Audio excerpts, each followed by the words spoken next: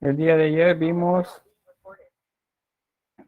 sobre los tipos de escultura que se dieron, la tradición etrusca en la etapa de la monarquía, el helenismo y neoclasicismo durante la época de la República y durante el Imperio Romano, el tipo de desarrollo de escultura que se tenía, que es más dedicada a la publicidad de sus líderes y también un tanto pues, al culto a los difuntos, como eso como herencia etrusca. Luego la tardorromana o el periodo tardío imperial, esta pues se refiere al momento posterior al siglo V, cuando Roma se convierte al cristianismo. Y entonces el tipo de escultura pues, va a cambiar, va a perder un tanto de calidad técnica, porque va a ser más importante el mensaje que la estructura compositiva de la imagen. Entonces, esta primera etapa, el tardo romano, que es siglo V, siglo VI por ahí, va a tener todavía elementos de Grecia y de Roma propiamente.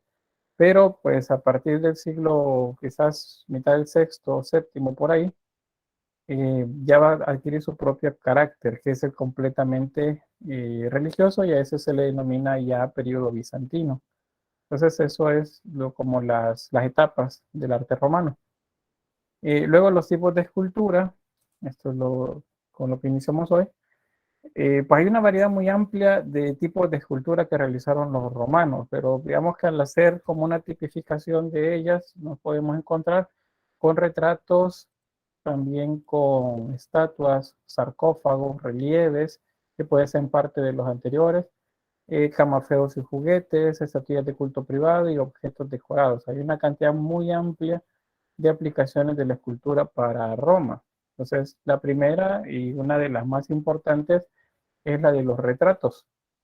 Entonces, se habla que en esta, como parte de los procesos que se llevan cuando una persona fallecía, si era pues importante, tenía el recurso de la familia para hacerlo, era hacer una copia del rostro, o sea, sacarle un molde a la cara y luego hacer un, un moldeo en cera para luego tener la, la forma de la persona fallecida. Luego se hacía un vaciado en un tipo de material muy similar al yeso que utilizamos actualmente, y de ahí sería, perdón, servía de punto de partida para la realización ya de esculturas conmemorativas en este caso, porque era para los difuntos, pero con mucho detalle. Una de las diferencias grandes que vamos a ver entre la escultura griega y la romana es que los romanos hicieron rostros individuales, porque ellos buscaban hacer retratos, no buscaban idealizar el rostro humano. Si el rostro tenía una nariz grande, el mentón un poco torcido, los pómulos muy grandes o una frente muy amplia, todo eso era parte de las características de la persona y por lo tanto había que hacerla, aun si fuesen estas cicatrices. En el caso de Grecia, no. Grecia eliminaba todas las imperfecciones y convertía un rostro eh, asimétrico en algo simétrico, porque aplicaban un canon para hacerlo. Entonces, ahí no creo que tengan donde perderse en cuanto a una de las diferencias más claras de la escultura griega y la romana. Acá un par de ejemplos, se les voy a mostrar así algunos y les punteo algunos datos. Hay que tomar en cuenta que la escultura es polícroma durante la etapa de la monarquía, también durante la etapa de la república y parte del imperio.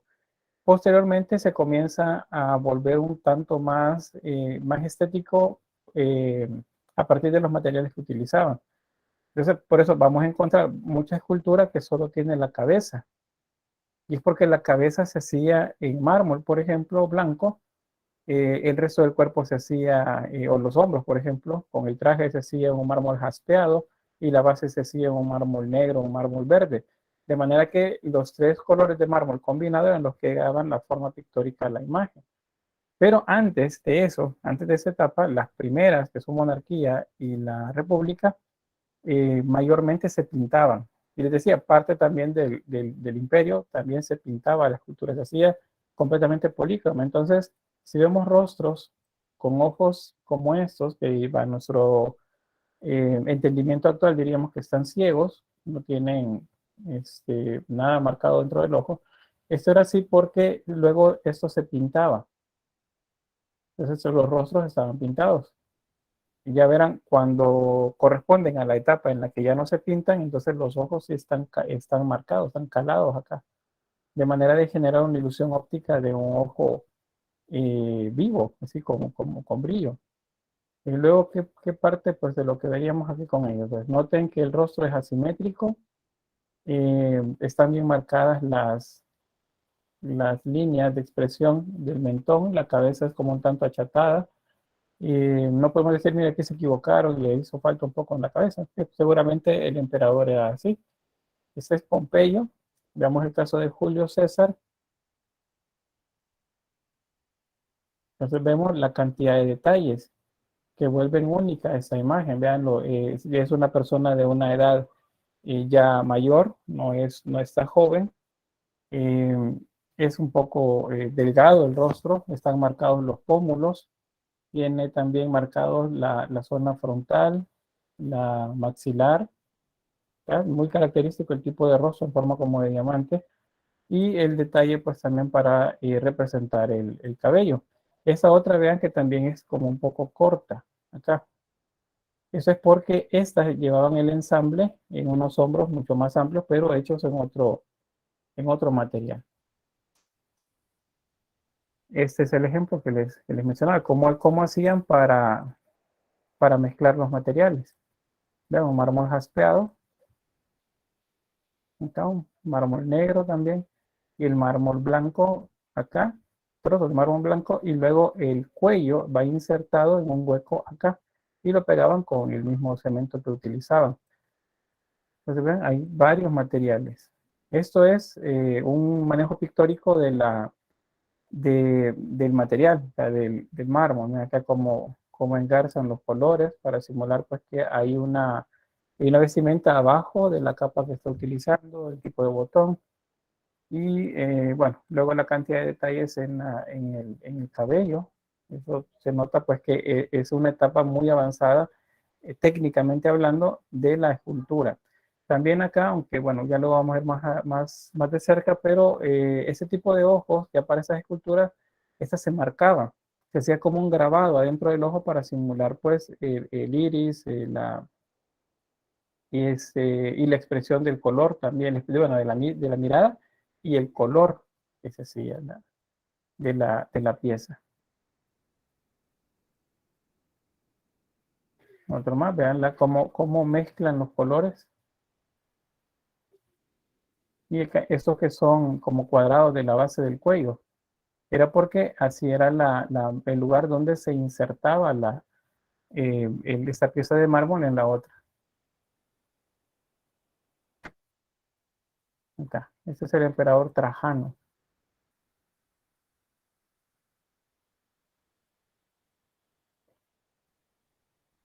Este es Antonio Pío. Ese es uno de los que les digo. Vean el corte acá por el cuello.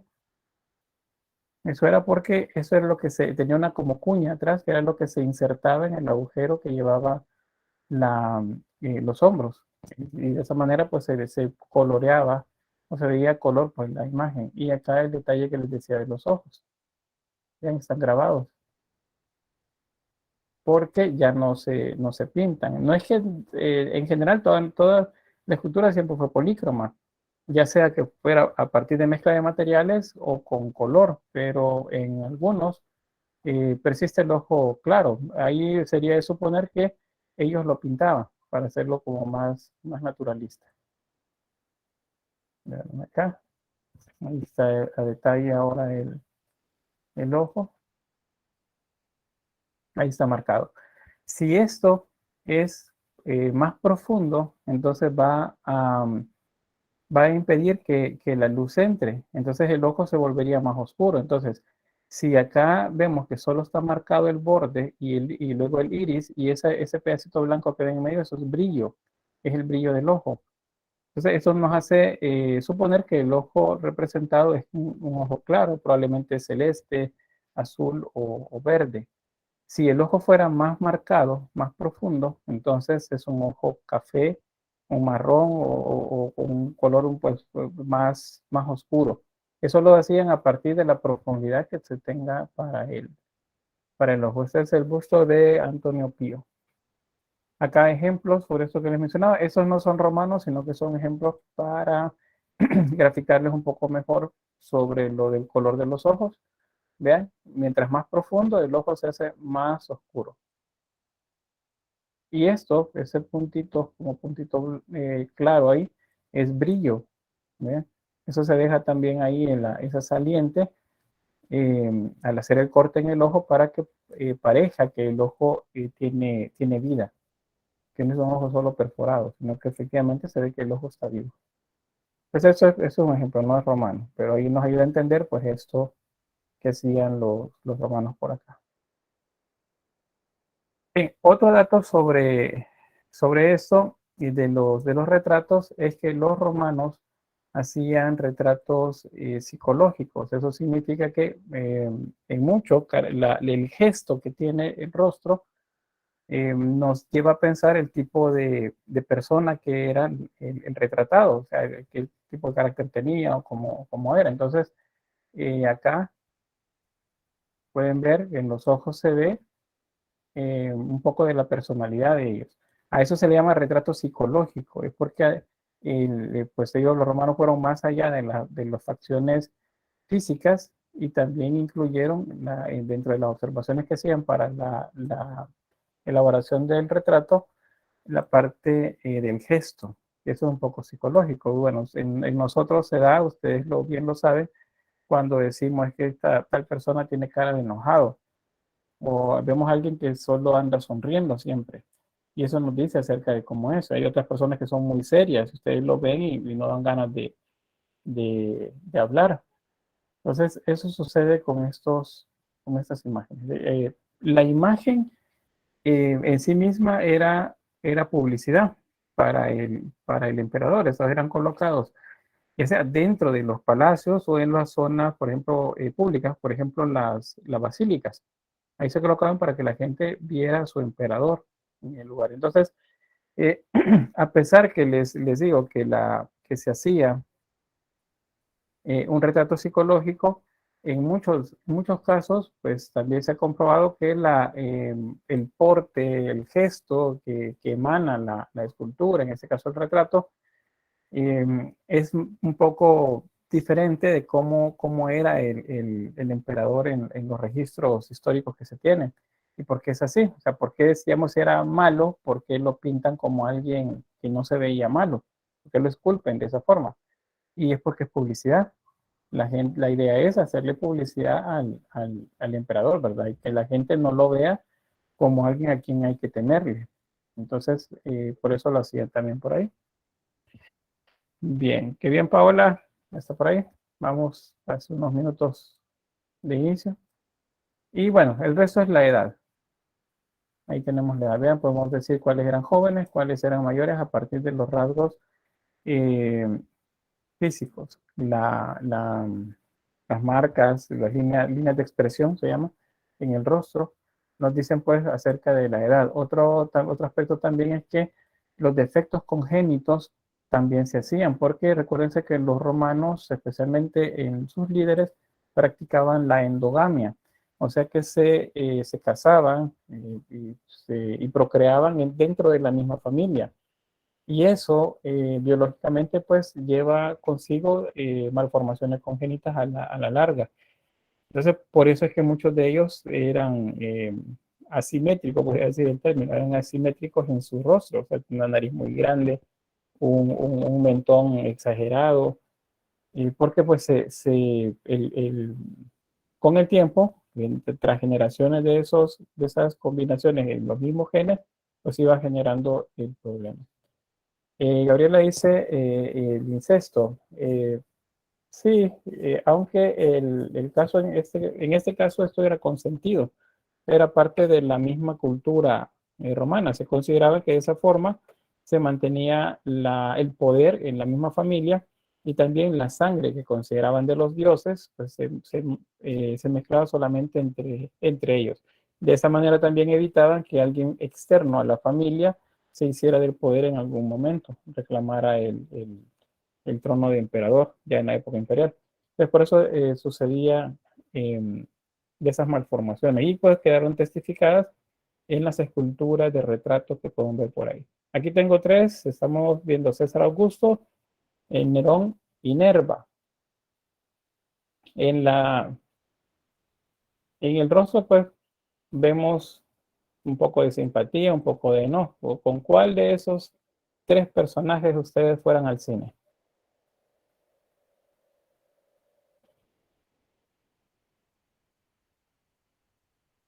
En apariencia supongo con el que se ve menos agresivo. El menos agresivo de Francisco. Ciro dice con Nerva, Génesis dice con Nerón. Dinora dice, la primera imagen de César tiene una como cicatriz, es de él por el deterioro. No, esa es una veta del mármol, ¿ven? Una veta dentro del mármol que produce una fisura. Entonces, con el tiempo y el deterioro mismo de la pieza, entonces la grieta se ha ido como notando más. Eso no hay cicatriz, sino que es una marca del material. Bien, Augusto, aquí no estaba Augusto. Bueno, sí, César Augusto. César Augusto, Nerón y Nerva. Pues bien, dentro de lo que se tiene registros históricos de estos emperadores, pues ninguno de ellos, digamos que es un modelo de santidad. Todos pues tenían su grado de maldad, pero Nerón es uno de los que se consideran de los más agresivos y mentalmente inestables de la época. Él de hecho, según las crónicas, mandó a matar a la mamá, porque la mamá estaba conspirando un tanto con él y porque la mamá quería que él hiciera todo lo que ella decía y él pues tenía sus propias ideas para lo que pues, su idea que tenía de Roma.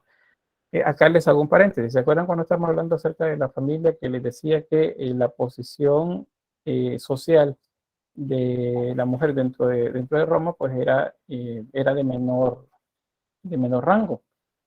Pero y no tenía derecho, les decía, a participar en el gobierno ni nada. Pero hay registros en los que se sabe que a la par de las decisiones que tomaba el emperador, por ejemplo, estaba el consejo de su esposa. O sea, ella era la que definía, y no solamente la esposa, también lo podía hacer la mamá o una mujer de la misma familia, pero mayor de edad. Entonces, el caso de Nerón es uno de esos que les mencionaba. Y pues él manda a matar a la mamá. Según la crónica, la anécdota, ella toma la espada del pretor que llega a justiciarla y pone la punta de la espada en el vientre y le dice aquí. Es una manera de dejar constancia, pues, que es su hijo el que la manda a asesinar. Entonces, si dijeron que van a ir con Nerón, yo les digo que tengan cuidado o valoren la decisión. Es bien interesante, en esto del retrato psicológico. Aquí tenemos dos más, Marco Aurelio y Cayo Calígula. Son dos también emperadores romanos, bueno, Marco Aurelio duró mucho más tiempo en el trono, Calígula duró un poco menos. Vamos primero aquí con Marco Aurelio. Vean que toda la pieza es una sola. Aquí lo vemos por el tipo de mármol, la medida también del mármol que se tiene. Y probablemente esta llevaba color, tenía policromía, porque no hay combinación de colores de mármol. En el caso de Calígula, esta probablemente era una de las que se mezclaban los tonos de mármol, pero solamente está la cabeza. Muchos de estos eran enterrados, eran quitados de los pedestales en los que se ponía una vez llegaba el nuevo emperador, porque la idea es borrar todo lo que hizo el emperador anterior, para evitar que la gente pues lo añorara y pues más bien pensaran en el nuevo gobernante que tenía. Entonces muchos de estos se pierden. Sin embargo, pues hay bastantes que han sido rescatados a través del trabajo arqueológico. Ven acá solo mencionarles el caso de Calígula. Bueno, más bien mencionan aquí alguien recuerdo que mencionó algo de Calígula en una de las clases anteriores. ¿Qué sabemos de Calígula? ¿Alguien sabe algo? A ver, veamos. Francisco. Con diferencia, o al menos hasta todo lo que he podido saber, sería uno de los más salvajes en muchos aspectos como persona, principalmente por historias que han quedado en constancia para la historia, siendo incluso inspiración para muchos de los personajes más grotescos que hay en literatura. Muy bien, gracias. Manuel, creo que también levantó la mano. ¿No?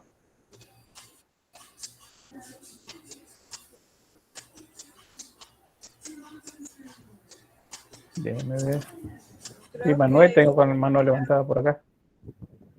era Julio César Augusto, Julio pero César le Augusto. decían Calígula. Ah, Calígula, sí, el nombre de pila, como decimos. Fue un emperador Ujú, romano. sí, justamente uno de los que pues han aportado, pues, ¿cómo se dice? Muchas historias a las anécdotas de Roma.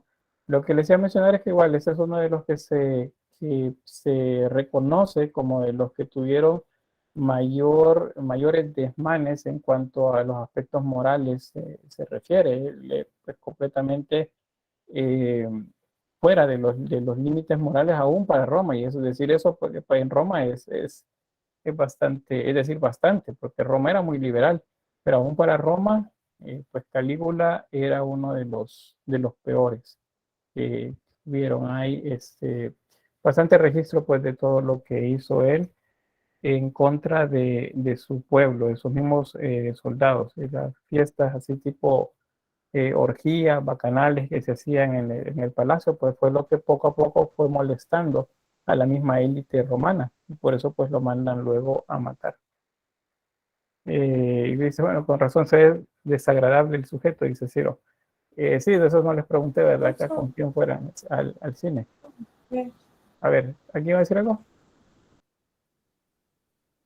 Bueno, si no avanzamos a los siguientes. Aquí tenemos Caracalla.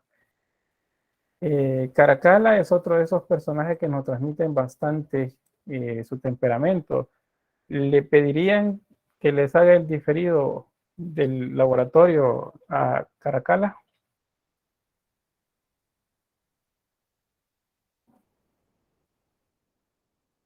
Bueno, silencio otorga, imagino que sí. Bueno, no dicen por ahí. ¿Quién me levantó la mano? Bien, no dicen, muy bien, nadie confía en Caracalla. Y de hecho, pues es uno también de los que se recuerdan. Ahora, digamos que eso es como la parte moral de él, pero como estrategas, estos eran bastante buenos. Se hicieron muchas anexiones al territorio romano, por las campañas que sostuvieron de conquista en territorios a los márgenes del Imperio Romano. Entonces, eso es una de las cosas que se recuerda de ellos. Ahora bien, pues noten el rostro, se nota el temperamento, la fuerza en el rostro. A eso se le llama retrato psicológico, no lo olviden. Y eso es lo que le da el toque que no tuvo Grecia en la escultura de retratos, porque no se compara. Roma lo hizo mucho mejor dado pues el antecedente etrusco, acuérdense que fueron los etruscos los que comenzaron con el retrato. Bien, si lo dice no, pero sí le pediría que cocine la carne asada. Eh, muy bien. Bueno, avanzamos. Tenemos a Octavio Augusto y Marco Aurelio. Otras más. Vean también acá que la luz ayuda a que se potencie bastante el tipo de expresión. Entonces, no es que solamente la escultura se va a ver así eh, siempre, sino que depende también de cómo es la luz. En este caso, una luz cenital, entonces hace que se marque más el entrecejo y se vea como que efectivamente Marco Aurelio está enojado acá. Octavio Augusto se ve un tanto más joven, un poco más jovial, no se ve o no pareciera como una una mala persona. Bueno, Gabriela aquí dice que el nombre era Marco Aurelio Antonio Caracalla. Y Octavio se ve bastante joven. ¿Sí? Algunos ascendían al poder muy jóvenes, siendo niños o adolescentes en algunos casos. ¿Y por qué? Porque resulta que mataban al emperador y entonces buscaban a alguien a quien darle el poder. Entonces se lo daban a, digamos, a otro miembro de su familia que pudieran dominar. Entonces a veces se lo daban a los más jóvenes, pero atrás de ellos estaba un tío, un sobrino o algún otro familiar que era quien estaba eh, instigando pues, para que hiciera las cosas. Y era el poder, digamos, atrás de, del trono. Bueno, dice Octavio, es la hipocresía hablando, dice. Pero es lo que les decía sobre la publicidad. O sea, no siempre se retratan tal cual son, sino que en algunos casos se ven diferentes. ¿Y por qué? Porque la idea era que la gente creyera que eran así. Por eso se retratan de esa forma. Es parte de la publicidad. Bien, tenemos dos más acá. Séptimo Severo y Augusto de Primaporta. En ambos vean que el traje militar es como la norma acá. Y bueno, tenía que ver con que la idea era de ellos mismos pues proyectarse como líderes dentro del área militar, que en eso era una potencia Roma. Bien, ese es otro de los que eran muy jóvenes y uno de los, como dicen, malafamados de Roma. Este es Elio Gaballo. Elio Gaballo, pues igual llegó muy joven al poder y pues no tenía como ¿cómo se dice? No tenía una vocación para el liderazgo al nivel en el que lo habían colocado. Era emperador de Roma. Entonces, él pues andaba en sus propias locuras, como decimos, de juventud, y justamente esa fue la razón por la que su misma guardia pretoriana lo asesinó y pusieron a uno de sus parientes luego como emperador. Entonces, él, según los registros que hay, pues gustaba de ir bueno, se vestía de mujer y luego se iba a prostituir a las termas o a los lugares o los lupanares que habían en Roma. Entonces la guardia pretoriana no le gustó pues la actitud de su emperador y lo mataron. Entonces este murió, bueno, ascendió al trono muy joven y murió también muy joven. Nerón, este ya les mencionaba, ya habíamos una imagen de él, esta es otra versión de él, ya les mencionaba algunos datos sobre él. Y Gabriel aquí nos da el nombre, dice, Vario Abito Baciano fue un noble y sacerdote. Muy bien, si lo dice bien feo eso de ser emperador por cualquier cosa que quieren matar justamente el emperador por eso, y fíjense que por eso, cuando llegaban, lo primero que hacían era comenzar a repartir muerte alrededor de ellos, para que vieran que no se iba a dejar, que iba a estar siempre pendiente. Pero ser emperador romano no era lo mejor. Ahora, podemos decir que fue también por época, porque algunos de sus emperadores sí fueron apreciados tanto por la plebe como por la élite y vivió muchos años en el poder, pero otros no, otros al par de años y a matarlo y luego colocar a alguien más y borrar todo lo que les recordaba a ese emperador y pues hacer las cosas nuevas. Génesis, sabiéndolo así, no voy con Nerón al cine. Nerón, si recuerdan, aparece bastante repetido en las historias cristianas que nos cuentan, porque pues dicen que fue el que quemó Roma para luego echarle la culpa a los cristianos. Y pues no es tanto así como que le echó la culpa, sino que ya de hecho había una persecución por el emperador para los cristianos. Entonces, pues fue la misma gente la que a la hora de ver la destrucción en Roma dijo, bueno, fueron los cristianos en venganza porque se les anda persiguiendo. Y bueno, fueron todavía más perseguidos esos primeras comunidades cristianas. Vemos qué más dice, si mal no recuerdo, dice Manuel, Nerón era un actor frustrado por su madre. Pues algo de eso había por ahí también. Bueno, avanzamos. Y bueno, acá esta es una mujer de la élite romana, una patricia, con un peinado muy pomposo. Y podemos ver la calidad del trabajo que tenía en el detalle. Y hacer esto ya en modelado es muy complicado. Imagínense hacer esto en mármol. Cada uno de los rizos pues es individual y cada uno está acomodado al de la par, como si fuese un peinado justamente natural.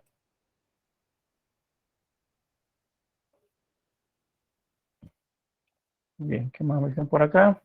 Gabriela dice Nerón Claudio César Augusto Germánico. Fue emperador desde el 113, me supongo que octubre del 113 hasta el 54 de su muerte, y su reinado marcó el final de la dinastía de Julio Claudio. Bueno, gracias ahí por el dato. Ya, es interesante ver el desarrollo de todos los emperadores y ver ahí pues cómo pues la misma familia se iban asesinando con tal de que el poder se mantuviera dentro de su grupo, pero pues con intención de gobernar. Siempre había alguien dentro de la familia. Bueno, avanzamos. Bueno, hasta ahí los retratos. Otro de los tipos de esculturas que se hicieron fueron las estatuas. Las estatuas se refieren a esculturas públicas, muchas de ellas de cuerpo completo, que representaban al emperador o a alguno de sus generales o de sus jefes de las provincias. Esta es una estatua ecuestre de Marco Aurelio. Ecuestre significa que pues va a caballo. Es una escultura que también se hace la imagen del caballo y Marco Aurelio sobre él. El tema en este caso, pues no, visualmente no está completo porque acá en la parte inferior, en el suelo, por así decirlo, de la composición, acá, abajo de la pata del caballo que está levantada, había un soldado enemigo caído en el suelo que suplicaba por su vida. Entonces está pidiendo que le perdonen la vida. El caballo está a punto de golpearle con su pata en la cabeza al personaje que está acá, que es en la escultura, ahora ya no está en la versión que se tiene actualmente. Y Marco Aurelio lo mira y con su mano derecha le está concediendo el perdón. Entonces, probablemente en la realidad, Marco Aurelio nunca perdonó a nadie en una condición similar a la que les comentaba acá. Pero en la imagen, esa que es publicidad para él en la ciudad, pues él aparecía como magnánimo, o sea, como una persona misericordiosa. Y así se proyectaba. Recuerden, pues publicidad para los emperadores. Ese es el emperador César Augusto. Acá tenemos las dos imágenes. En la izquierda, la original, y en la derecha, una copia con la policromía que caracterizaba a esas esculturas. Entonces vemos que es igual que en Grecia, las esculturas se pintaban completamente, de manera que se viera lo más natural posible.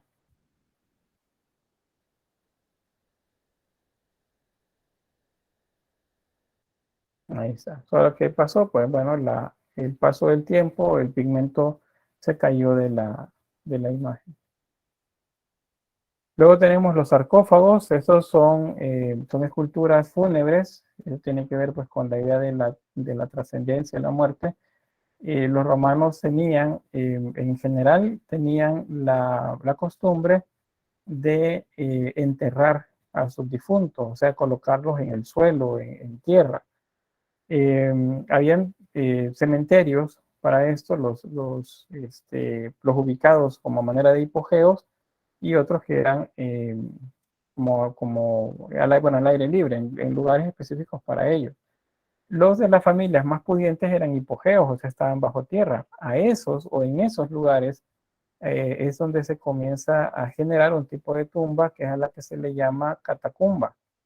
Y las catacumbas están bajo la ciudad, son hipogeos en los que se colocan los difuntos, ya sea en sarcófago o según el ritual de su familia, pues colocarlos, por ejemplo, con vendajes, perfumes, y luego pues, emparedarlos en un nicho en la pared. Entonces, pero parte de eso, parte de las costumbres era como a la manera etrusca, hacer un sarcófago y colocar los restos del difunto adentro. Entonces, acá vemos un poco de la tradición etrusca, solamente que el tipo de trabajo pues ya nos habla acerca de la calidad romana. Ahí tenemos con mucho detalle pues las imágenes. Y en la parte superior pues como los etruscos, una pareja de esposos. Aquí otros más. Estos son relieves. Los relieves pueden estar tanto en un sarcófago, como el que vemos en la parte superior, como también en el Arapacis. Este es el altar de la paz que les mostraba el día de ayer. Ya les voy a mostrar otra imagen de él. Acá solamente que tengamos en cuenta el tipo de trabajo. A eso se le llaman etopas, si recuerdan. Son esculturas que son casi separadas del fondo. Y a esto se le llama frisos. Las esculturas están prácticamente en el fondo de la piedra o del mármol, y pues la yuxtaposición en ambos casos es la que nos ayuda a entender que la imagen está atrás y que otra está adelante de ella. Aquí el relieve menor, el menor énfasis también en los ropajes es lo que nos lleva a pensar que una figura está atrás de la otra. Luego en la parte inferior, vean ahí, estas son grecas, si recuerdan, la decoración geométrica, pero la unión de las grecas nos forma una esvástica acá. Parece que la esvástica es una cruz de origen oriental y era muy gustada para las decoraciones tanto en Grecia como en Roma. Bien, el Arapacis que les mencionaba hace un momento. Sí, Francisco. Solo mencionar por un lado que la esvástica tiene principalmente un significado de felicidad, abundancia y esperanza, así como buena suerte. Y es por eso que era muy popular por esos lados. Y sigue siendo a diferencia de lo que muchos suelen pensar, porque incluso en Japón, y por eso últimamente ha habido no sé, crítica se podría decir en medios, es que es por eso que a los adolescentes les gusta mucho este símbolo, a pesar de quienes tomaron su imagen. Ajá, quienes la utilizaron y pues eso se ha proscrito prácticamente, está prohibido en casi todo el occidente, pues que esa imagen se promueve, especialmente Europa. En Europa es sumamente prohibido una imagen de este tipo porque se asocia al suprematismo. Entonces, eh, y pues eso es un problema bastante grave. Sin embargo, pues si nos fuéramos al Oriente, no sería mucho más, o Medio Oriente o el Oriente, no sería mucho más común encontrar estas imágenes fuera del contexto en el que lo vemos. O sea, la vemos en una imagen de la India, de la zona de China, por ejemplo, Japón, no la vamos a entender necesariamente en el contexto que se entiende acá en el mundo occidental, que son los nazis, como dice ahí Gabriel, o los suprematistas, que son los que la utilizan actualmente. Bien, entonces este es el altar de la paz, el que les mencionaba, el Arapacis, es una obra que conmemora pues un tratado de paz entre Roma y uno de los pueblos eh, con los que estaban en litigio. Pero dice las tropas ucranianas marchando y alzando las manos y se mantienen esa comparación de felicidad, connotación de felicidad. Sí, igual lo mismo, lo que sucede con ese terrorismo doméstico en Estados Unidos, pues muchas de estas personas que luego van y hacen una matanza, pues tienen estos símbolos como parte de su que sería de su indumentaria o las cosas con las que se relaciona. Pero son contextos completamente diferentes. O sea, nosotros tenemos que entender que es una cruz y es utilizada en la decoración principalmente de los pueblos griegos romanos, aunque también la vimos de los pueblos mesopotámicos. Y el origen es más bien de la región de la India, China. Por ahí viene el origen de esa imagen. Francisco dice, parte de lo mencionado me hace recordar el artículo de análisis de carácter histórico sobre el Apocalipsis que vendría a ser la base de la visión pretedurista del cristianismo. Pues algo de eso hay por ahí.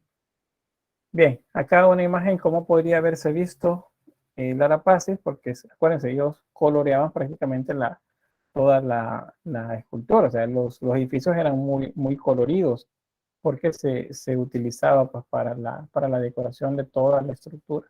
Entonces, seguramente esto que vemos actualmente sin color y que aún así nos parece bello, probablemente se veía así, con mucho colorido. Bien, cada uno de los relieves de Lara Passes. Acá vean que parte del juego que nos hace ver casi como pictórico el volumen es la utilización de la luz. En estas culturas se hace análisis también de la incidencia de la luz en las imágenes que realizaban en relieve, de manera que la luz y la sombra ayudará a que las imágenes se vieran cada vez más naturales. Luego la relación de trabajo es igual como la hemos visto en en los griegos. Lo que está adelante lleva más detalle, más relieve, y lo que está atrás lleva menos detalle y menos relieve. De esa forma sabemos que una imagen está atrás y otra está adelante.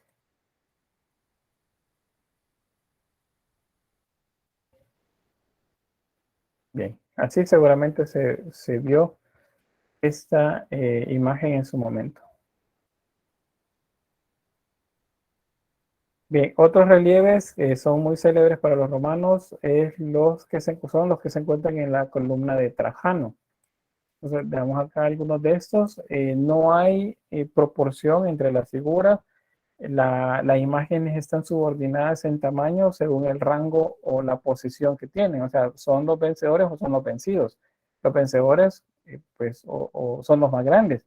Y dentro de esas imágenes grandes, los generales tienen un tamaño mayor que los soldados. O sea que el tamaño determina el rango que se tiene.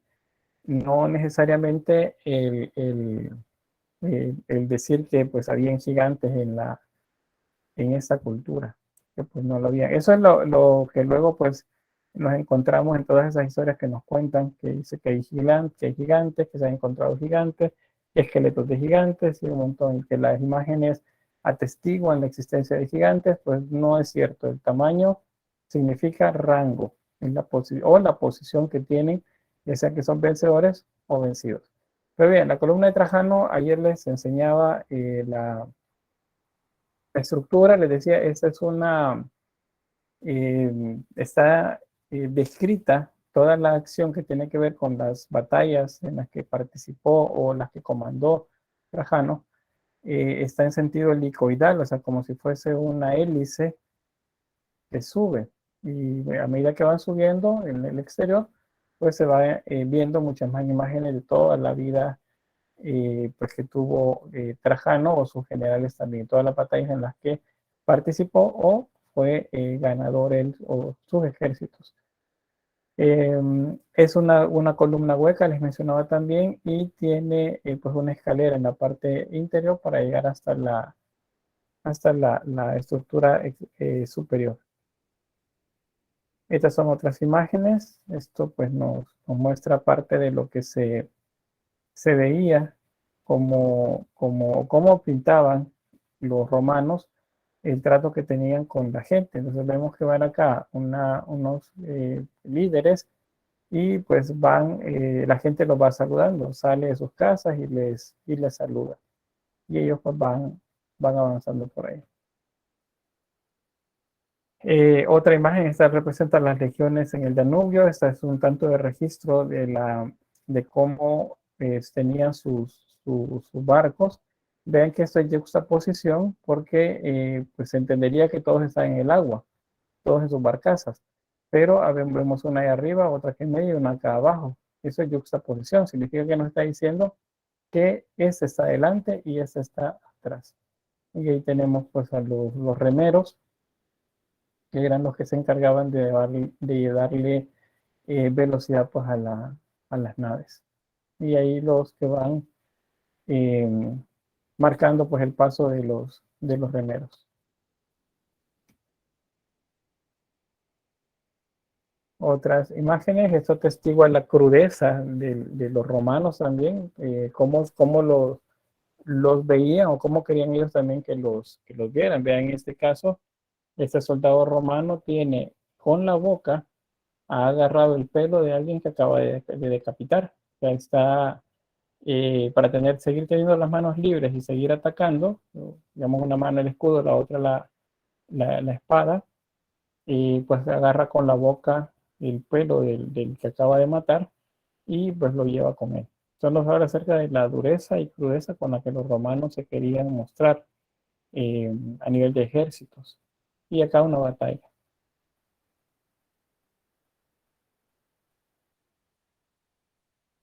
Otro de los aspectos que también vemos registrados en los relieves, esto a nivel temático, es que los soldados romanos acá están retratados como agricultores. Vean, están sembrando y están cosechando trigo.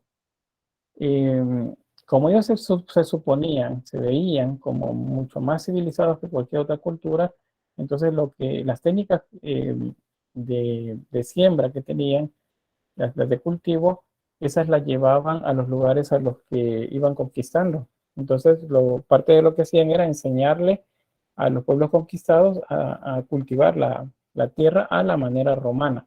De esa forma garantizaban que hubiera alimento en la zona, tanto para ellos como ejército, como para que la gente también tuviera. Entonces pareciera que los romanos son buenos, ¿verdad?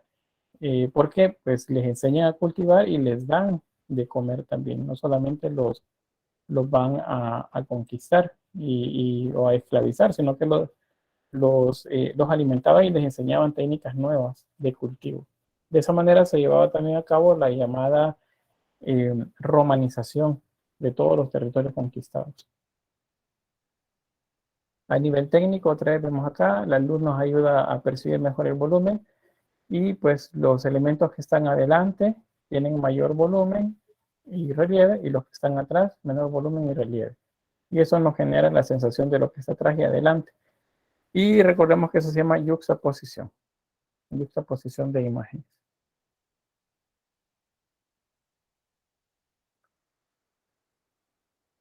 Otro más, en este caso es la construcción probablemente de un puente o no, de un castillo, creo que es lo que estaban construyendo por acá. Y lo mismo, o sea, los soldados no solamente iban a cargar en la guerra, ¿verdad? Con armas, sino también con herramientas que les permitían ser esos primeros emisarios de su civilización a los territorios a los que llegaban. Y pues había que construir habitaciones para para sus soldados también, o la gente que ellos iban dejando como sus representantes de gobierno en la zona. Bien, luego tenemos los denominados camafeos y juguetes. Los camafeos son como prendedores, colgantes, que se llevaban como recuerdo de algún familiar o de algún dios lar también, de alguno de los dioses que eran de culto privado. Muchos de estos se hacían con sellos, de manera que se pudieran reproducir muchos. Habían otros que se trabajaban con metales o piedras semipreciosas y luego se engarzaban en oro y se llevaban pues colgantes en el pecho como un accesorio. Esto es igual y esta es una moneda que también es parte del relieve en pequeño formato. Esos son juguetes que también los podemos tomar como escultura porque la construcción pues depende de técnicas escultóricas. Acá tenemos una muñeca articulada, puede mover piernas y brazos, esa se echa en barro.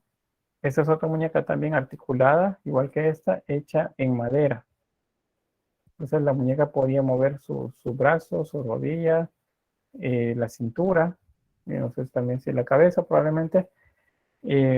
Podía vestirse seguro y pues verse lo más natural posible. Y la técnica es escultura sobre madera, igual este caso. Solo que las secciones están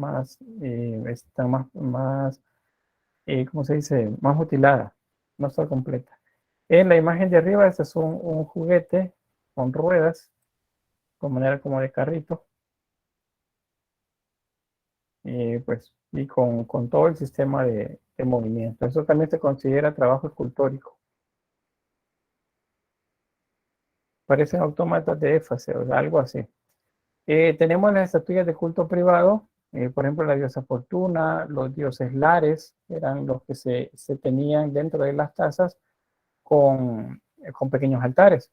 Estos pequeños altares tenían la particularidad de tener siempre velas, de tener flores u ofrendas, pues todos los días, dependiendo de lo que la gente pidiera para, para su día a día. Entonces, tenemos la diosa de la fortuna y los lares. Los lares son protectores de los hogares.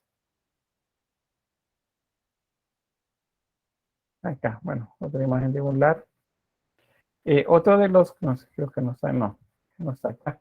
Pero dentro de las estatuillas de culto privado también están las que representan a la familia de los difuntos. Si recuerdan la película Gladiador, hay una escena en la que le dan una bolsita con esculturas pequeñas al personaje principal, a Máximo. Y él la abre y resulta que una representa al hijo y otra representa a la esposa. Entonces, esas estatuillas son de culto privado. Servían para recordar a los difuntos. Y bueno, los objetos decorados, de eso hay mucho. Este es un brasero y este es una lucerna. Los braseros servían para calentar las habitaciones. Se colocaban brasas en la parte superior que se mantenían vivas para darle calor a las habitaciones dentro de la domus romana principalmente, o los edificios que tuvieran un poco más de afluencia. Las lucernas, esta es una como lámpara, una lámpara de aceite, se le colocaba el aceite, se colocaba la mecha, como decimos, y se colocaba fuego, ponía fuego y ya iluminaba. Esta, pues la imagen representan, en ambos casos, representan situaciones que tienen que ver con la sexualidad. En este caso, esos tres imágenes que son faunos, pues tienen el miembro viril más visible. Eso no corresponde, digamos, con lo que los romanos o griegos hicieron en su momento. Eso significa que la escultura es de carácter sexual. Y la sexualidad, en caso de las imágenes, está referida a situaciones ya sean rituales, siempre relativas a la fertilidad, o la prostitución. Eso es lo que va. En este caso, por ejemplo, una pareja copulando, y eso tiene que ver con probablemente la vida sexual un poco más libre, que era uno de los puntos de mayor libertad en Roma. Bien, esta también se considera trabajo manual como artes menores, la denominada lavastroteca. Esto es, si lo queremos ver en términos así muy contemporáneos nuestros, esta es una cajita de vanidad. O sea, lo que habían eran artículos para acicalarse el rostro, pintarse la cara, arreglarse el cabello. Eso es lo que había acá en las lavastrotecas. Entonces ahí tenemos algo para el pelo, hay anillos, hay prendedores, un espejo y los botones, todo lo que pudiese ser utilizado para acicalarse, pues antes de alguna actividad pública, por ejemplo. Bien, ¿preguntas sobre la escultura?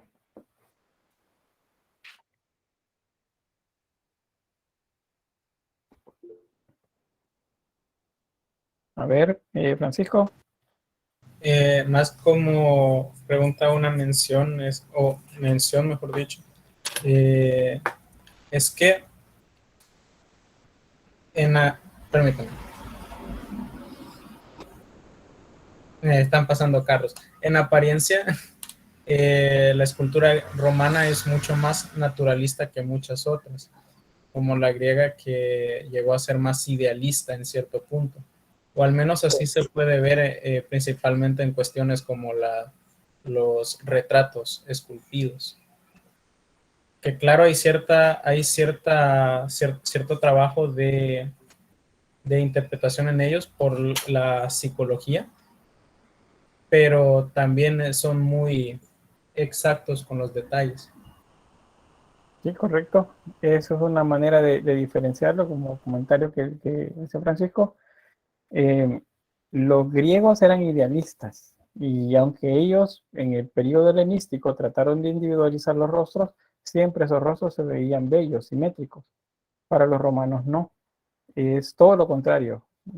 Podía ser asimétrico el rostro, no cumplir con un canon específico, sino más bien ser fiel al personaje, ya sea que estuviera vivo o no. Era una de los aspectos pues, que más podemos diferenciar fácilmente de ambas esculturas. ¿Alguien más? ¿Comentarios?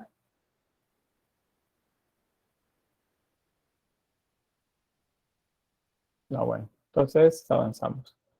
La pintura y artes menores. Vean, vamos a detenernos un poquito en la pintura y pues tanto como la escultura es difícil pues separar ese origen de los pueblos que ya vimos, que son los griegos hacia el sur y los etruscos hacia el norte. O sea, es difícil pensar que Roma desarrolló un estilo de cero, sino que tuvo que ver con la pintura de los etruscos y con la pintura griega. Solo que acuérdense, de Grecia no podemos tener parámetros tan claros para poder hacer las comparaciones porque simplemente no sobrevivió nada, salvo lo que podemos ver en Pompeya y Herculano, que es una referencia al arte griego, pero no significa que sea griegos los que lo hicieron, sino que correspondería a la misma época. Entonces, hay diferentes tipos de técnicas que se utilizan, no todo es pintado al fresco, por ejemplo, en el caso de las paredes, o sobre tabla, o sobre papel, seguramente lo hicieron también en algún momento, sino también el que se realizaba en el suelo, como manera de alfombras, con los mosaicos y las teselas, que era lo que se utilizaban para poder realizarlas. Entonces, el primero de los tipos de pintura que vemos de los romanos es el mosaico. Y el mosaico es una técnica pictórica en la que a través de diversos trozos de material que podría ser vidrio, cerámica pigmentada, piedras preciosas o semipreciosas, generaban una composición colorida. Entonces, esos trozos, que en muchos casos era cerámica también, la cerámica la hacían, ¿cómo se dice? La, la cocían, la esmaltaban y luego esos tiesos de color los cortaban en trozos y eso lo iban poniendo uno por uno en el lugar. Entonces, al verlo nos pareciera que es como bien complicado hacer uno de esos mosaicos, pero les aseguro que para la época, para un artesano eh, con mucho tiempo de trabajo en eso, pues le era muy fácil realizarlo, teniendo todos los materiales a la mano. Entonces, eso, por ejemplo, aquí las teselas son piezas de forma cúbica, hechas con rocas calcáreas o material vidrio o cerámico, de diferentes tamaños. Y luego los artesanos disponía de la superficie como si fuera un rompecabezas. Ahí es donde distribuye el color y la forma aglomerándolas con una masa de cemento. O sea, se colocaba el cemento, se aplanaba y sobre eso se iban poniendo las piezas de color, que son las teselas, hasta generar el mosaico como lo vemos acá. Ahí tenemos, pues, si lo viéramos de lejos, el color es bastante brillante, las formas son bastante dinámicas. No podemos pensar que son como mosaicos como los que vemos a veces nosotros en mesas, que solo son trozos de colores colocados a diestra y siniestra. En este caso hay un ordenamiento grande.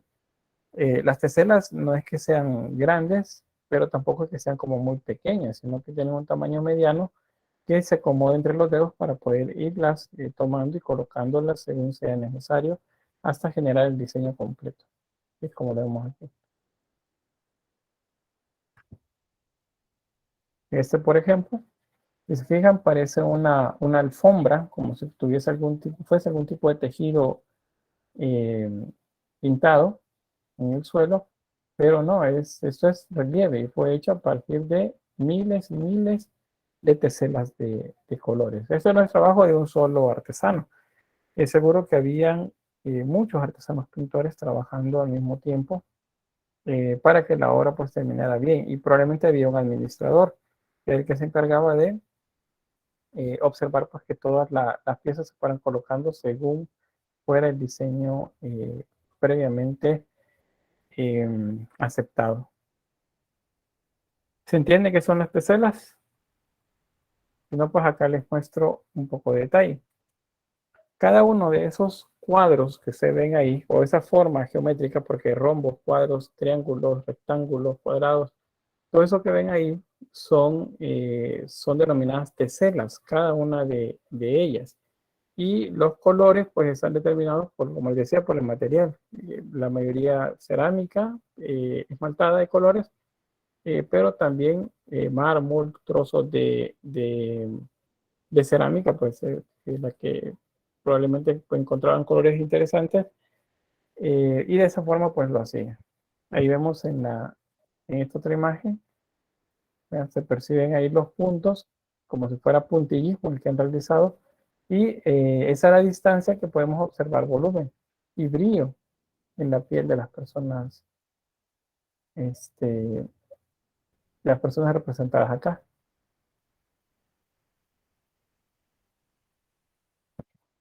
Bien, pregunta o comentario. Vean este otro. Ahí vemos el naturalismo del que eran capaces de echar mano los romanos a la hora de hacer estos mosaicos. Son piezas grandes, ¿verdad? No pensemos que son piezas pequeñas, digamos, de 40 por 50, no, son piezas grandes, pueden tener 2 metros por 3 metros, si no es que más. Y la idea era cubrir espacios en el suelo y que sirviera durante mucho tiempo, la gente pudiera caminar sobre ellas sin ningún tipo de problema. Un poco más de detalle.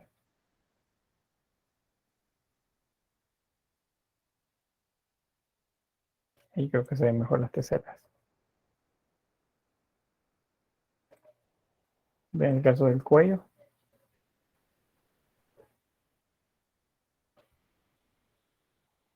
Y aquí otros más.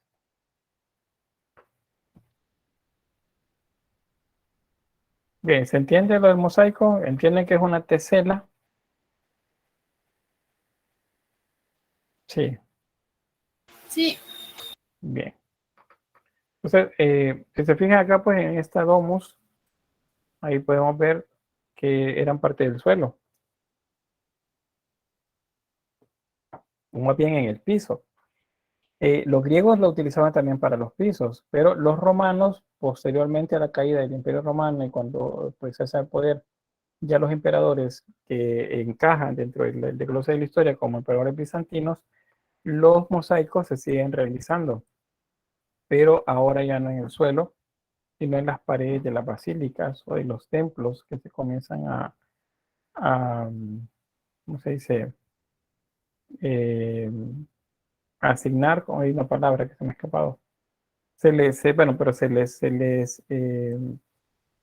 me ha escapado el nombre, pero bueno, les dan la titularidad a una de las divinidades dentro del templo. En este caso podría ser la Virgen o podría ser Jesús o cualquier otro. Entonces, se le dedica a esa dedicación, se dedica la imagen, a la imagen que representa tal versión de la divinidad en esa iglesia y entonces las paredes se comienzan a llenar de imágenes que hacen alusión a la Virgen, puede ser a San José, al apóstol en general o a la vida de Cristo. Pero para la primera etapa romana, los mosaicos van en el suelo, son parte de los pisos. Eso les decía, es parte de la herencia griega, porque los griegos también lo hicieron, aunque en menor medida, en mucha menor medida. Bien, otro más.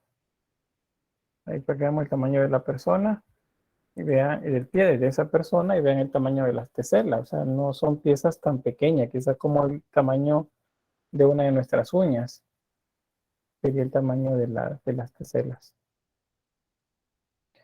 Y otro dato con la imagen anterior.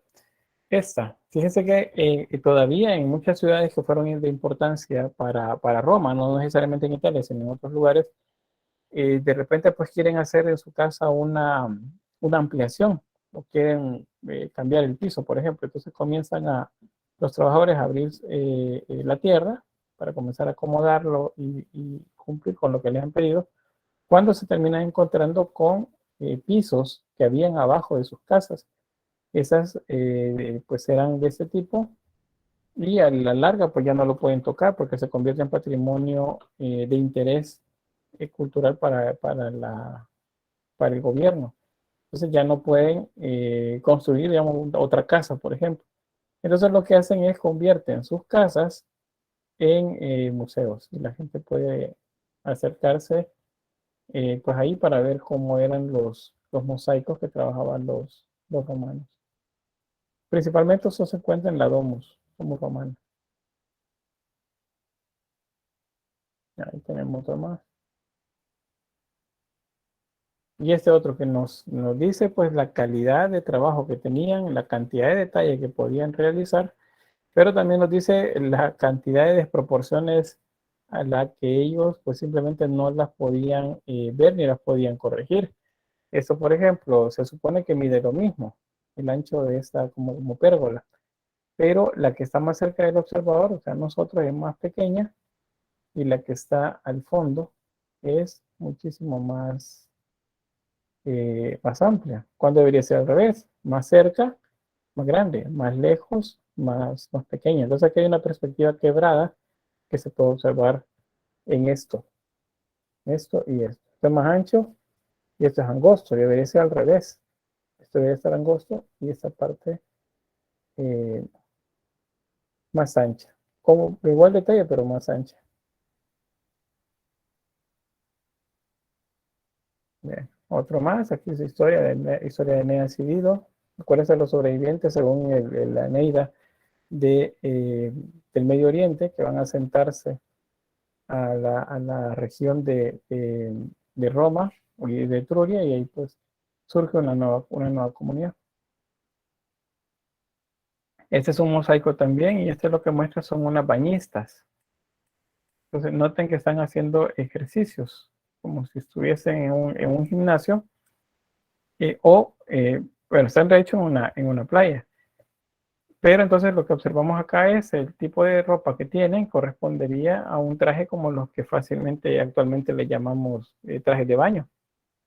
Entonces, lo que nos lleva a pensar es que pues ellos ya se vestían como muy similar a como lo hacemos nosotros y también veían que en público no era como muy lícito mostrar ciertas partes del cuerpo.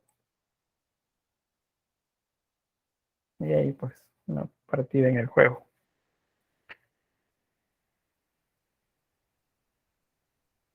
Bien, luego tenemos los retratos. Así como vieron retratos en escultura, también hay retratos en pintura. Y estos son de Al-Fayum, en Egipto. Acuérdense que Roma conquista Egipto. Entonces, durante el periodo de dominio egipcio en la región, dentro del mismo proceso de romanización se hizo bastante común que se hicieran retratos de los difuntos, pero una escultura tardaba mucho tiempo en realizarse. Entonces ellos comenzaron a solicitar eh, algo que fuese más rápido. Entonces los retratos pictóricos son uno de esos que salen más rápido que una escultura. Y es así como, pues, en esta ciudad, en Al-Fayum, se encontraron con ese tipo de retratos. Y lo que hacían era que el retrato, principalmente en madera, se colocaba dentro de la tumba del difunto. A veces cuando se hacía la tabla, se pintaba en la tabla el rostro del difunto y luego se ponía la tabla pues en la parte superior del sarcófago o sobre el difunto, de manera que pues recordar el rostro de él. Acá una imagen que retrata a dos hermanos. Vean la cantidad de detalle. Y la grieta, pues, que es parte del deterioro de la madera.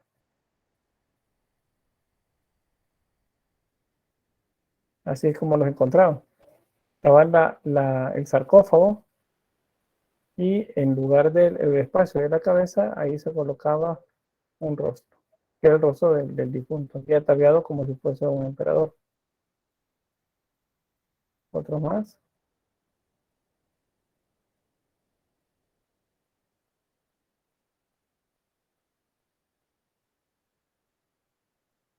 Ahí está. Voy a hacer un acercamiento para que veamos el nivel de detalle. Vean, esos trazos que se ven ahí son pinceladas. Son pinceladas. Otra igual, vean, estas como manchas son pinceladas que simulan parte de la textura del material con el que está realizado.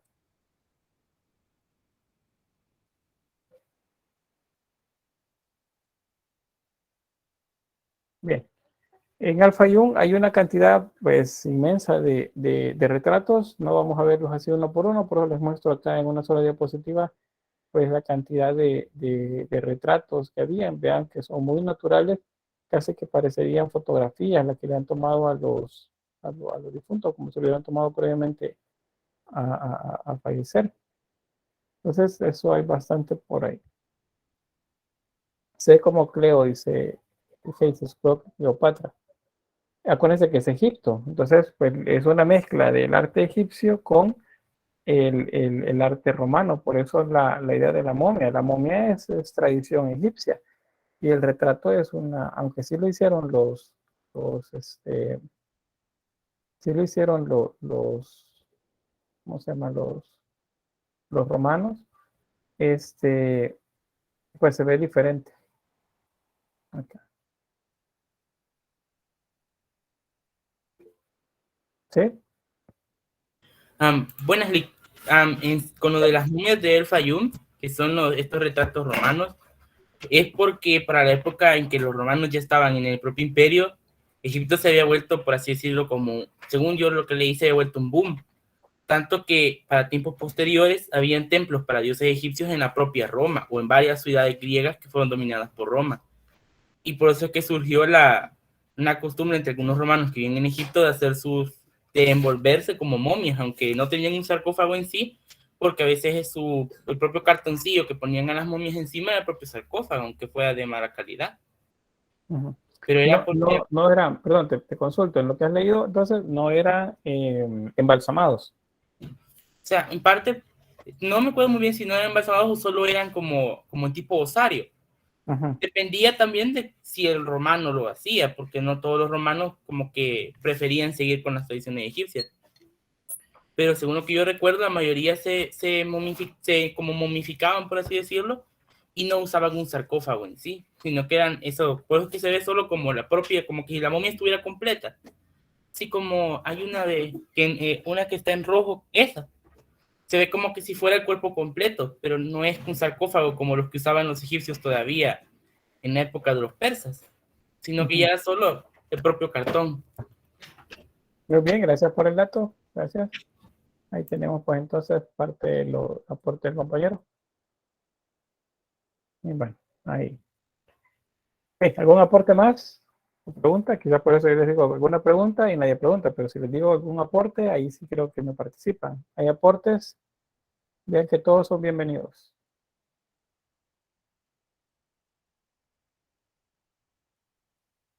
No.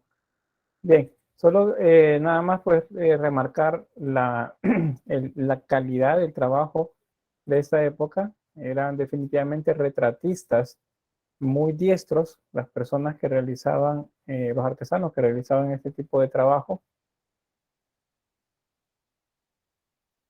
para pues hacer esa representación tan real de un difunto. Probablemente pues haya un poco acá de trabajo reconstructivo, por así decirlo, porque si se fijan, todos son jóvenes, no hay mayores. Probablemente hay un poco ahí de idealismo en la realización de la imagen, especialmente en Egipto, porque Egipto se idealizaba bastante al difunto. Bien, luego Pompeya. ¿Qué sabemos de Pompeya? ¿Sí?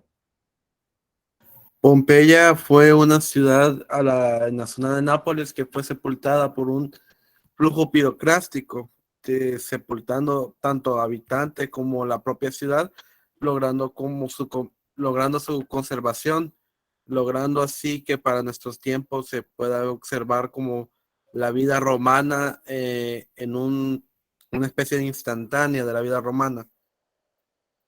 Muy bien, gracias. ¿Alguien más?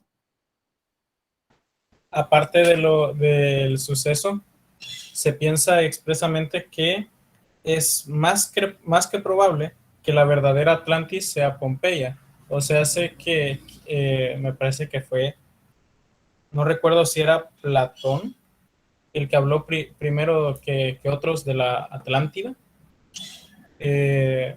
pero me parece que pudo haberse confundido el texto y en lugar de referirse a la que era realmente la Pompeya, se entendió como una ciudad distinta, creando, por así decirlo, el mito. Sí, aunque te diré que me parece que la idea de Platón es previa a Pompeya. No significa que un evento similar a Pompeya no hubiera sucedido antes. Porque acuérdense el caso de la erupción del volcán donde actualmente está esa isla casi que paradisíaca en el mar Egeo. Pues son eventos que han sucedido en esa región muy, muy seguido. El Vesubio. Santorini, justamente. Sí, dígame. Bien.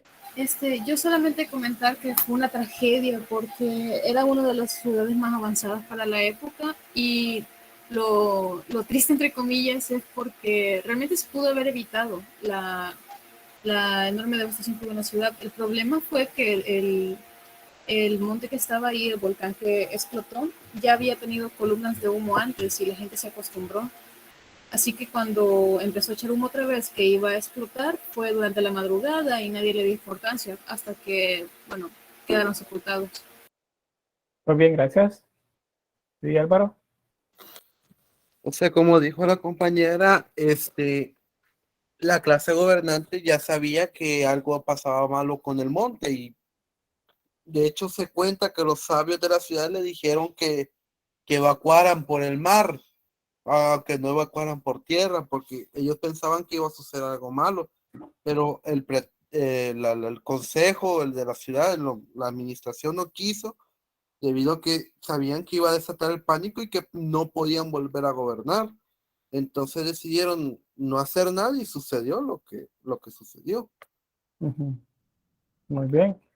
Dice Ana Sofía en el chat que Pompeya fue destruida por fuego y piedras, la Atlántida la destruyó fue destruida por agua. Sí, fue agua, pero según lo que cuentan los relatos que emanan de la mención que se hace de la Atlántida en uno de los diálogos, eh, es que es un evento volcánico que produce un maremoto. Entonces la destrucción es por agua, pero siempre tiene que haber un volcán. Bien, pues justamente, bueno, ayer hablábamos acerca de la Pompeya de Centroamérica, ¿verdad? El caso de El Salvador y por qué no debemos llamarle de esa forma, porque se nos enojan algunos, no enojan, sino que se consideran que no es un término correcto porque le estamos dando mayor énfasis a la belleza o la validez al arte europeo por sobre el de acá. O sea, esto eh, es algo muy, muy propio de nosotros que no tendría que tener comparación con algo europeo. Sin embargo, el evento es muy similar. Es una erupción volcánica que fue documentada por diversos historiadores y filósofos mientras sucedía. O sea, es como que escribían viendo desde lo lejos, veían cómo el volcán iba evolucionando. O sea, no desde dentro de Pompeya, sino desde las ciudades de los alrededores, fueron registrando lo que fue sucediendo. Pompeya es la más importante, pero hay otra ciudad que se llama Herculano, que también fue destruida por el mismo evento. Entonces, voy a mostrarles algo acá. Fíjense que también aquí el video lo tengo insertado en la diapositiva, pero si me dan un segundito lo voy mejor a sacar de acá. Más bien, voy a buscar acá en la computadora el video para que lo puedan ver y que también el sonido pues no les cause problema. Entonces dejo de presentar un momento y ya les ubico ¿cómo se llama? El video. Un dato sobre esto mismo es que hace un par de años acá en Guatemala sucedió un evento muy similar. eh, una erupción del volcán de fuego cerca de Guatemala, y resulta que la gente igual no se salió a tiempo, a pesar de que en nuestra época, pues todos los, ¿cómo se llaman estos? Todos los, eh, ¿cómo se dice? Toda la tecnología que hay al servicio de la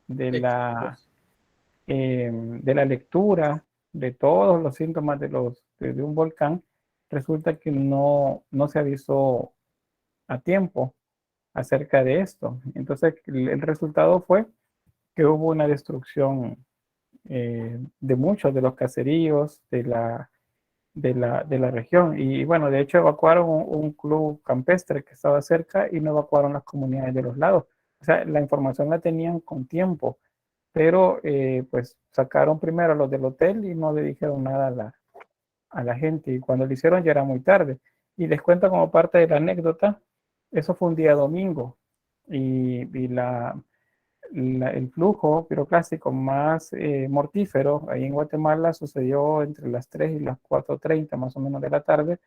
Y fíjense que ese año justamente había salido una visita de campo de estudiantes del área de diseño, creo que de fotografía, de diseño, había en el antiguo Guatemala. Y justo se vinieron de ese lado, que saliendo, no para pasar por la capital, sino por el lado de Ocotenango. Y resulta que se detuvieron en el puente a tomar fotos. Y le dijeron, bueno, aquí todo está, vámonos mejor. Se pasaron. O sea, y justo unos minutos o quizá una hora después que ellos estuvieron ahí fue que pasó el problema, que fue ampliamente registrado por video aficionados en los teléfonos en Antigua, y que lo podemos ver ahí en YouTube. Bien, ya encontré el video. Fíjense que voy a desconectar mi micrófono y voy a compartirles una pestaña de Chrome. Eso significa que el audio debería de mejorar bastante. En caso que el audio se escuche entrecortado, entonces tiene que ver con la conexión ya individual de cada quien. Así que pongamos atención ahí. Cualquier cosa que quisieran comentar la pueden hacer en el chat sin dejar de poner atención. Si tienen auriculares, pues colóquenselos para que escuchen mejor el sonido ambiente, que es más bien lo que van a ir viendo por ahí. Así que iniciamos.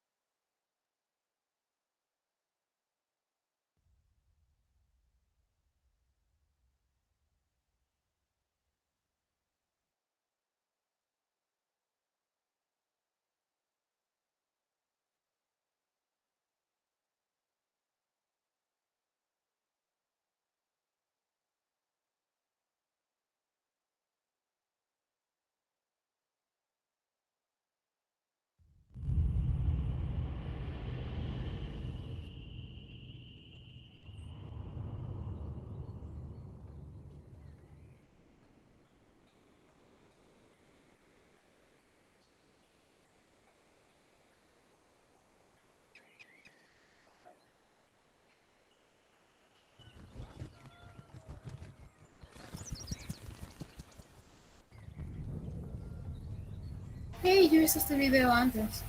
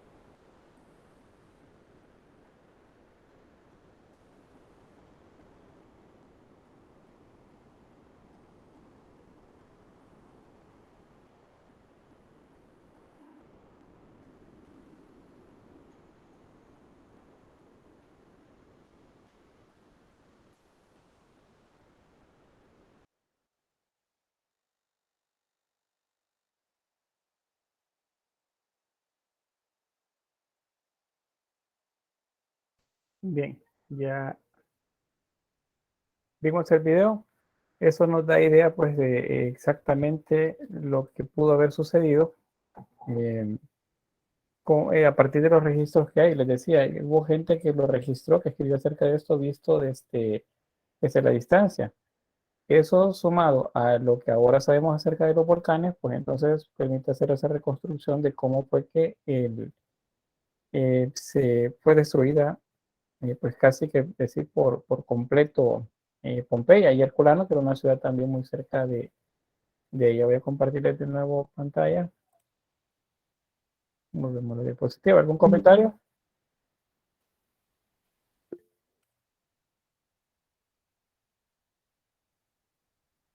¿Sí, Francisco?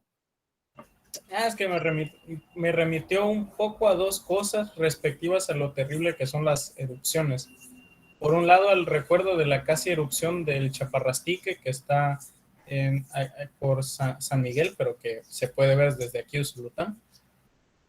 Y por el otro, los registros históricos que hay sobre la explosión del Krakatoa, que se dice que fue tan fuerte que se escuchó en casi todo el mundo, la explosión.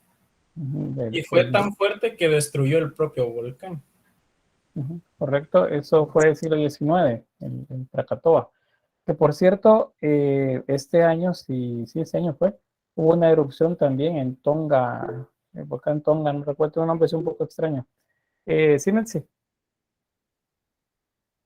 No sé si me acuerdo, pero supuestamente en El Grito, en la obra del Grito, se presume que la idea fue la escena de cuando se escucha la explosión de Krakatoa por el cielo rojo y fue tan fuerte que hasta muchas personas tuvieron que taparse los oídos, pero es una teoría. Muy bien, gracias. ¿Y más me levantó la mano? Yo, licenciado, Sí. Ajá. Con lo que vi lo del video, yo siento que lo único que se me vino a la cabeza tal vez fue la erupción del año pasado desde el volcán La Palma. Y Mallorca. Cumbre Vieja, o no sé cómo le han puesto ahora, no sé. Cumbre Vieja es el nombre que tenía antes, no sé si le han cambiado el nombre al nuevo cráter. Sí, era Cumbre Vieja. O no sé cómo Tenguera, no, un nombre que iniciaba con T era. Pero me acuerdo cuando pasó por el pueblo de, ¿cómo era? Tazacorte, no. Se lo tengo en la puta de la lengua. Pero el pueblo se lo sepultó completamente la lava. Ahorita le averiguo qué el nombre era. Pero era un nombre. Creo que en el caso son tipos de erupciones diferentes, porque en el caso de que sí se transmitió prácticamente en todas las redes sociales,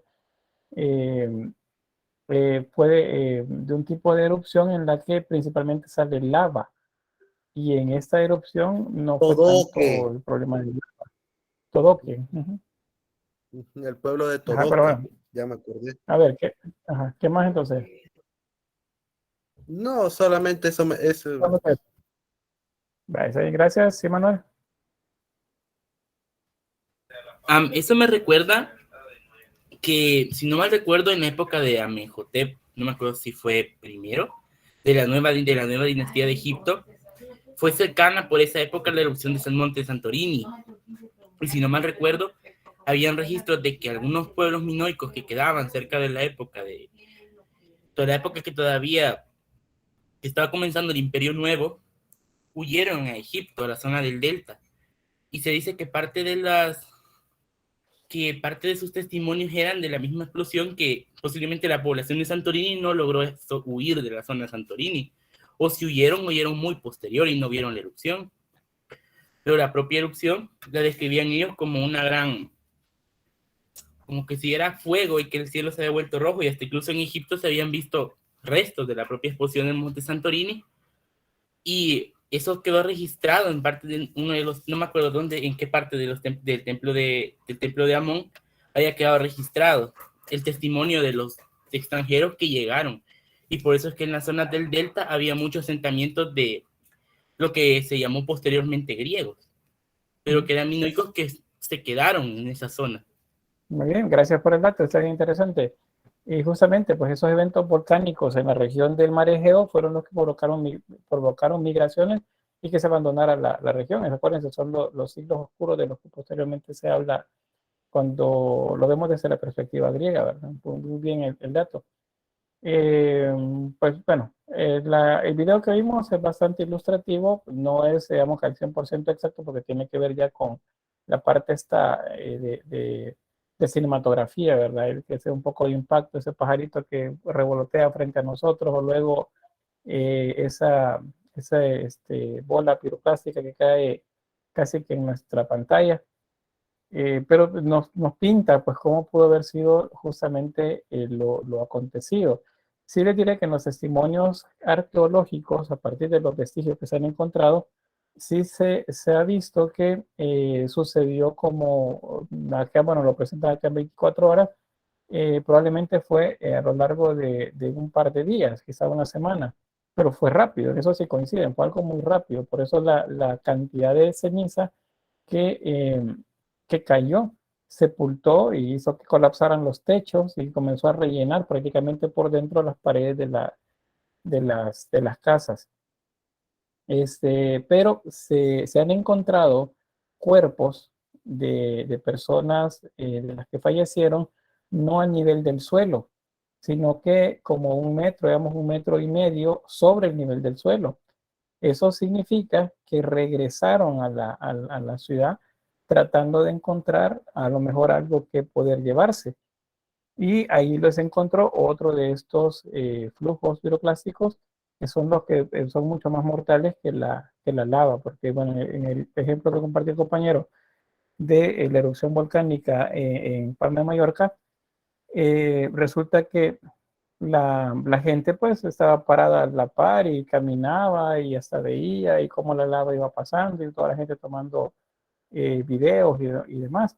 Pero el tipo de erupción volcánica como este simplemente es les voy a mostrar acá, es una, eh, ¿cómo dijeron? Es una explosión muy rápida. Es una Este, explosión piroplástica. correcto, es un colapso de una nube de gases hirviendo. Entonces, en este caso, ahí va en la rapidez, estamos hablando de algo que viaja a de más de 100 kilómetros por hora y que tiene una temperatura pues bastante alta, creo que ronda como los 400 grados de temperatura en promedio, una de esas nubes. O sea, la gente que queda oigan bien, cerca, muere asfixiada porque la nube va absorbiendo el oxígeno de alrededor de ella. Por ejemplo, en esta que observamos ahí, vean cómo la gente corre y no queda de otra más que correr. Los que quedaron cerca en esta erupción, pues ellos murieron.